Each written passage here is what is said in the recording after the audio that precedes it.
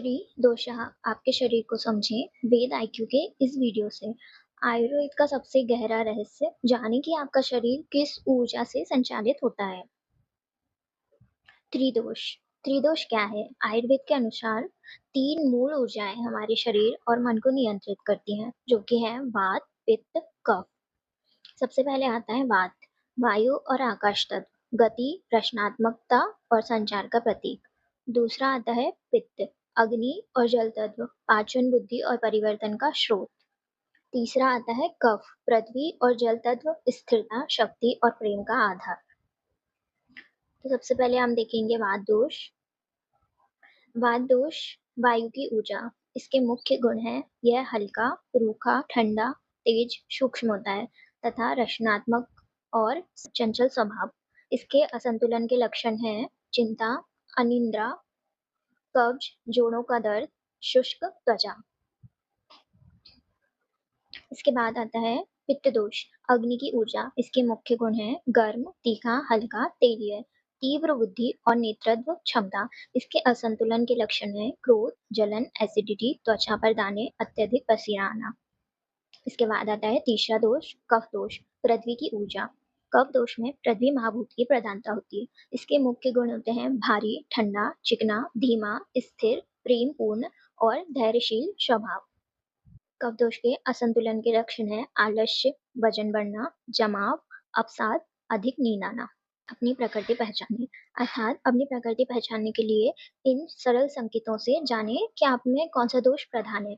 जैसे कि वात प्रकृति, जो वात प्रकृति के मनुष्य होते हैं उनका शरीर पतला होता है, तेज बोलने वाले होते हैं और वे जल्दी भूल जाते हैं और उन लोगों को ठंड बहुत लगती है, मतलब वो ठंड से परेशान होते हैं। उसके बाद जो पित्त प्रकृति के मनुष्य होते हैं, उनका शरीर मध्यम होता है, यानी कि ना वो ज़्यादा पतले होते हैं, ना वो ज़्यादा मोटे या भारी होते हैं। तथा तीव्र भूख, उनको बहुत तेज़ भूख लगती है, तेज़ निर्णायक, गर्मी से परेशान। जो पित्त प्रकृति वाले मनुष्य होते हैं, वो गर्मी से बहुत परेशान होते हैं, क्योंकि उनमें ऑलरेडी पित्त बड़ा, मतलब पित्त प्रकृति के हैं, तो उनमें गर्मी होगी पहले से, तो वो गर्मी से परेशान होते हैं। इसके बाद आता है तीसरा कफ प्रकृति। जो कफ प्रकृति वाले मनुष्य होते हैं, वो उनका शरीर भारी होता है, धीमी पाचन, शांत स्वभाव, ठंड और नमी से परेशान होते हैं।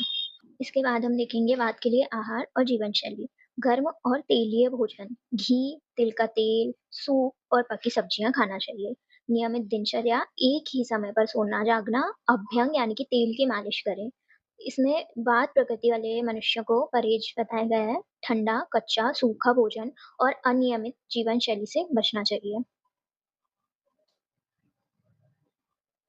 इसके बाद हम देखेंगे पित्त के लिए आहार और जीवन शैली।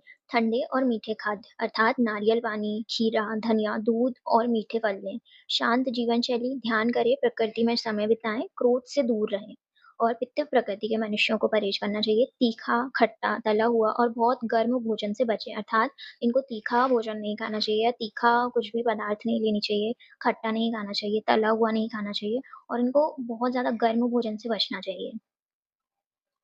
कफ के लिए आहार और जीवन शैली, हल्का और तीखा भोजन, अर्थात अदरक, काली मिर्च, शहद और हल्की सब्जियां लें। सक्रिय जीवन शैली, रोज व्यायाम करें, जल्दी उठें, नई गतिविधियां अपनाएं। इनको परहेज करना चाहिए भारी, मीठा, तेलीय और ठंडा भोजन तथा दिन में सोना टालें। अर्थात जो कफ प्रकृति वाले मनुष्य होते हैं उनको भारी, मीठा, तेलीय और ठंडा भोजन नहीं लेना चाहिए तथा उनको दिन में नहीं सोना चाहिए, उनको अवॉइड करना चाहिए दिन में सोना। संतुलन ही स्वास्थ्य है, अर्थात जब तीनों दोष वात, पित्त, कफ संतुलित होते हैं, तब शरीर और मन और आत्मा में सामंजस्य बना रहता है। ये थे हमारे शरीर के तीन शक्तिशाली पिलर्स, अर्थात वात, पित्त और कफ, यानी कि त्रिदोष। जब ये बैलेंस में रहते हैं, तब ये बॉडी और माइंड दोनों को हेल्दी रखते हैं। अर्थात जैसे कि धातु एवं मलों को दूषित करने के कारण इन्हें दोष कहा जाता है। साम्य अवस्था में ये शरीर के कार्यों को करते हुए शरीर को धारण करते हैं। परंतु अगर इनका क्षय या वृद्धि होती है, यानी कि अगर ये बढ़ते हैं या कम होते हैं, तब ये रोगों को उत्पन्न करते हैं। सो फ्रेंड्स, ये था आज का नॉलेज त्रिदोष के ऊपर। नेक्स्ट वीडियो में हम इसके त्रिदोष के टाइप्स भी देखेंगे। सो अगर आपको वीडियो पसंद आया हो तो वीडियो को लाइक करो, चैनल को सब्सक्राइब करो और बेल आइकन दबाओ ताकि नेक्स्ट वीडियो का आपको अपडेट मिल जाए। Thank you.